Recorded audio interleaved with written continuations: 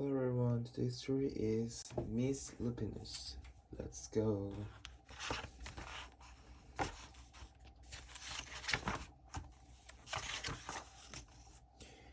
A Lupin lady lives in a small house overlooking the sea. In between the logs around her house grew blue and purple and rose-colored flowers. The Lupin lady is little and old, but she has not always been that way. I know, she's my great aunt, and she told me so. Once upon a time, she was a little girl named Alice, who lived in a city by the sea. From the front stoop, she could see the whales and the bristling masts of tall ships. Many years ago, her grandfather had come to America on a large sailing ship. Now, he worked in the shop at the bottom of the house, making figureheads for the proud of ships and carving Indians out of wood to put in front of seagulls' doors.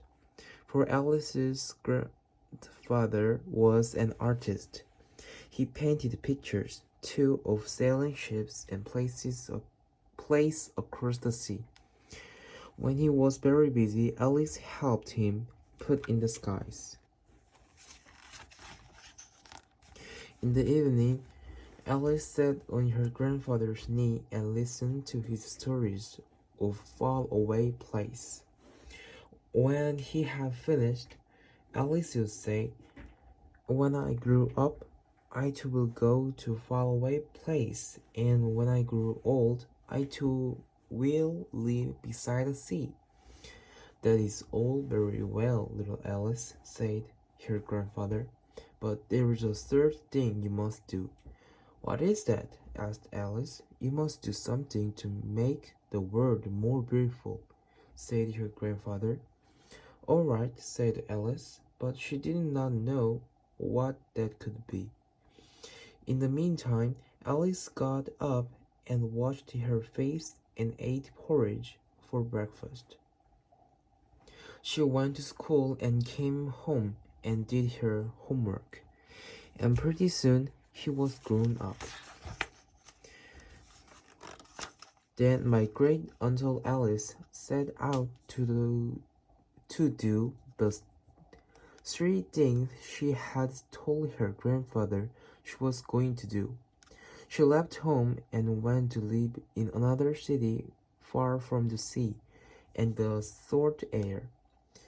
There she worked in a library, dusting books and keeping them from getting mixed up, and helping people find the ones they wanted. Some of the books told her about a faraway place. People call her Miss Lupinus now. Sometimes she went to the conservatory in the middle of the park. When she stepped inside on a wintry day, the warm, moist air wrapped itself around her, and the sweet smell of jasmine filled her nose. "This is almost like a tropical easel," said Miss Lupinus, "but not quite."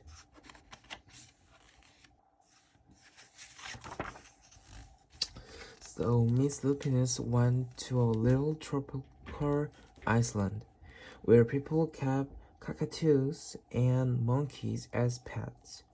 She walked on long beaches, picking up beautiful shells. One day she met the Papalaja, king of a fishing village. "You must be tired," he said. "Come into my house and rest." So Miss Lupinus went in and met the Papalaja's wife. The Papalaja himself fetched a green coconut and cut a slice of the top so that Miss Lupinus could drink the coconut water inside. Before she left, the Papalaja gave her a beautiful mother-of-pearl shell on which he had painted a bird of paradise and the words, You will always remain in my heart. You will always remain in mine too, said Miss Lupinus. My great-aunt, Miss Alice Lupinus, climbed tall mountains where the snow never melted. She went doe juggles and across desert. She saw lions playing, the kangaroos jumping, and everywhere she made friends she would never forget. Finally, she came to the land of the Lutas Ito, and there getting off a camel, she hurt her back. What a foolish thing to do, said Miss Lupinus. Well, I have certainly seen faraway place. Maybe it is time to find my place by the sea. And it was, and she did. From the porch of her new house, Miss Lupinus watched the sun come up. She scratched it cross the heavens and sparkle on the water, and she saw it set in glory in the evening. She started a little garden among the rocks that surrounded her house, and she planted a few flower seeds in the stony ground. Miss Lupinus was almost perfectly happy. But there is still one more thing I have to do, she said. I have to do something to make the world more beautiful. But what?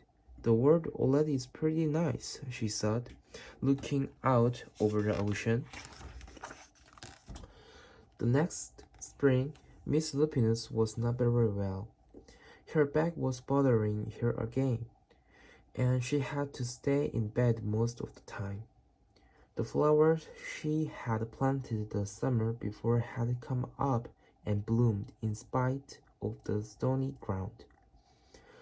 She could see them from her bedroom window, blue and purple and rose-colored.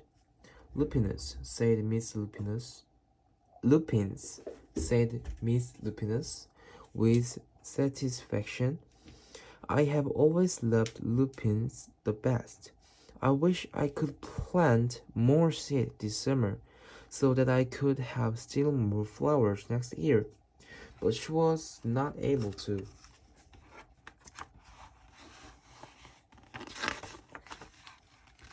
After a hard winter, spring came. Miss Lupinus was feeling much better. Now she could take walk again. One afternoon, she started to go up and over the hill, where she had not been in a long time. I don't believe my eyes, she cried when she got to the top. For there on the other side of the hills was a large patch of blue and purple and rose-colored lupins. It was the wind, she said as she knelt in delight. It was the wind that brought the seeds from my garden here, and the birds must have helped. The Miss Lupinus had a wonderful idea. She hurried home and got out her seeds, catalogus. She sent off the very best seed house for 5 bushels of lupin seed. All that summer, Miss Lupinus, her pockets full of seeds, wandered over field and headlands sowing lupins. She scattered seed along the highway and down the country lanes. She flung a handful of them around the schoolhouse and back of the church. She tossed them into hollows and along stone walls. Her back didn't hurt her any more at all. Now some people called her that crazy old lady. The next spring, there were lupins everywhere. Fields and high hillsides were covered with blue and purple and rose-colored flowers. They bloomed along the highway and down the lanes. Bright patches lay around the schoolhouse and back of the church. Down in the hollow and along the stone wall grew the beautiful flowers. Miss Lupinus had done the third, the most difficult thing of all. My great aunt Alice, Miss Lupinus, is very old now. Her hair is very white.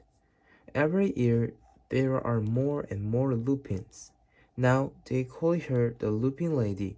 Sometimes my friends stand with me outside her gate, curious to see the old lady who planted the field of lupins. When she invites us in to come slowly, they think she is the oldest woman in the world. Often she tells us story of faraway place. When I grew up, I tell her, I too will go to faraway place and come home to live by the sea. That is all very well, little Alice, says my aunt, but there is a third thing you must do. What is that? I asked. You must do something to make the world more beautiful. All right, I said. But I do not know yet what that can be.